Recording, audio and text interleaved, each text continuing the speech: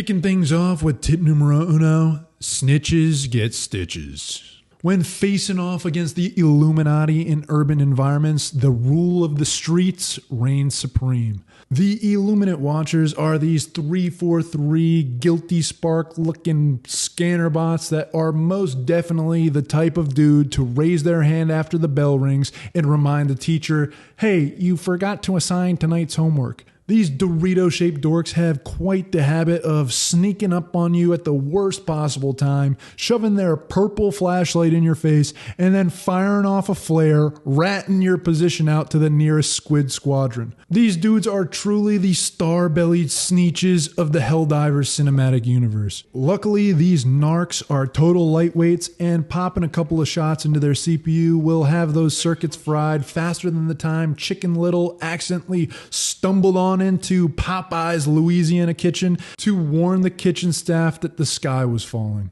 For dusting these dorks from a distance, the anti-material rifle is king and can one-shot them from anywhere. However, if you aren't rocking that particular stratagem, make sure to aim for their eyeball in order to take them down with as few shots as possible. Also, it's a good idea to pay attention to the color of their little scanning light. Blue means that they haven't detected anything yet, while the purple means that they've realized a diver is nearby. Keep in mind that even if they do get in range of you, there is a couple seconds delay between getting caught in their light beam and when they fire off the narc alarm. Additionally, be mindful of the fact that they will add injury to insult by zapping you with a short-range electric bolt attack when in close proximity. So if you see the color purple, and I'm not talking about the Pulitzer Prize-winning variety here, make sure to drop what you're doing and send that sneech to the scrapyard. Tip numero dos is hit me with your best shot. The Overseers are the Special Force squad leaders of the Illuminati army. They get their names from overseeing the voteless husks, which are these kind of peon-type enemies, which are only really a threat to you if they get up close. But the Overseers themselves, with their combination of grenades, guns, and melee attacks, make them some bad hombres. A pretty solid rule of thumb is to prioritize these bad boys first and then deal with their brain-rotted, squid-faced peons later. To send these Covenant elite-looking copycats packing, make sure to aim for their glowing eye-hole weak spot or also the gaps in their armor. However, they don't always make things easy, and in the scenarios when they pop up their energy shields, which to be completely honest here, look awfully similar to a certain Halo enemy shield that rhymes with cackle. But possible copyright infringement aside, make sure to aim southbound at the toes and other exposed parts of their lower body and make these hombres pay the price for purchasing their supposedly full coverage shields from none other than Temu. Another thing is, be aware of the fact that they are dangerous from pretty much all distances. At range, they'll typically fire at you with their guns and lob over some grenades, but if you do make the mistake of getting too close, they have absolutely no qualms about whipping out their specialized energy melee weapon, going berserk, and then charging in to give you that CQC smackdown. At this point, I'm pretty sure Bungie's IP lawyers might be having a word with Arrowhead about some royalties. And of course, following up Hit Me With Your Best Shot, tip numero tres is fire away. As mentioned before, the voteless, the lowest on the totem pole of the Illuminati army, are pretty much fodder that are only dangerous at the very closest of ranges. Additionally, they also happen to be particularly weak to fire, so if you and the boys are craving a nice calamari dinner, start spamming those fire type moves like my overleveled Game Boy Charizard back at the Celadon City Gym. However, if you're more of a second generation steel type enthusiast, high fire rate stratagems like the regular guard dog or the Gatling sentry will make light work of these squid games. And if leaving things up to the AI ain't your style, then the stalwart and the machine gun are some solid options for dealing with these plebes. The stalwart is nice for running and gunning since you can reload it while moving. However, trading in some of that mobility for the machine gun pays off with the fact that you can also use its armor penetrating capability abilities to take down Senor Tripod with a good old-fashioned mag dump if you find your anti-tank stratagems on cooldown.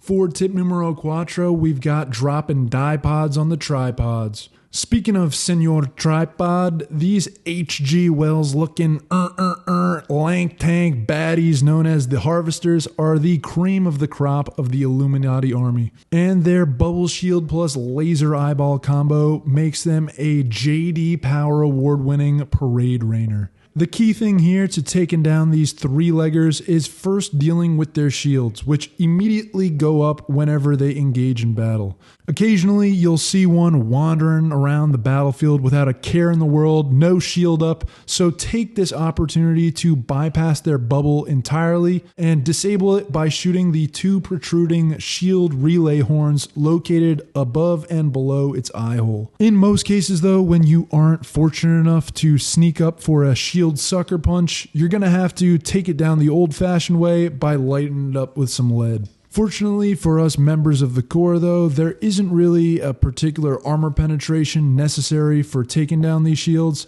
and nearly all munitions are useful for taking it down. Progress on busting their bubble shield will be shown as the color of it changes from blue to purple to red, indicating it's about to break.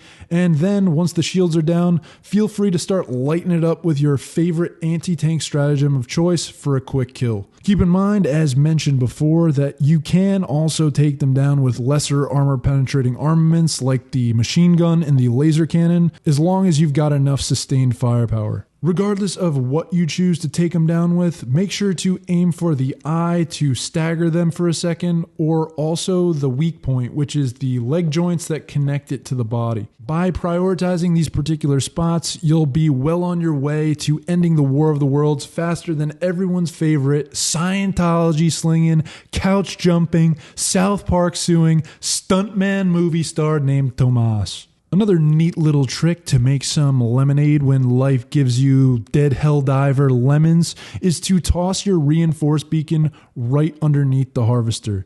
Doing so gives your brothers in arms the chance to drop in hot with a hellpad right to the dome. This can do some absolutely nutty damage, but just make sure that you've got those shields taken care of so that they can come in hot and send them to Slam Central Station. And speaking of the shields, the last thing to note is that these guys can regenerate the shields and it will block any incoming munitions until broken again.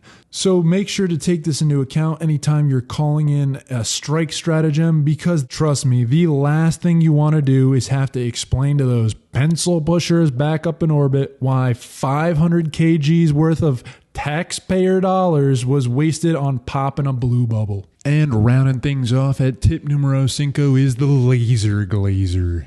This tip's a quick one, but the lasers overall are just pretty busted for dealing with the Illuminate. So definitely consider taking stratagems like the laser cannon, orbital laser, quasar, and guard dog rover to literally light these guys up. The orbital laser is a fantastic pickup at level 15 for dusting pretty much anything you put it up against, vaporizing secondary objectives, spaceships, and whole squadrons of harvesters without skipping a beat. The only downside I would say is its relatively lengthy cooldown, but it's worth it in the long haul. Other than that, the laser cannon in particular is a personal favorite, and I'd highly recommend taking it for a spin. First off, it hardly ever needs to be reloaded. Second, it's effective against all four of the enemy types. The voteless, overseers, watchers, and even the harvesters fall pretty quickly to this.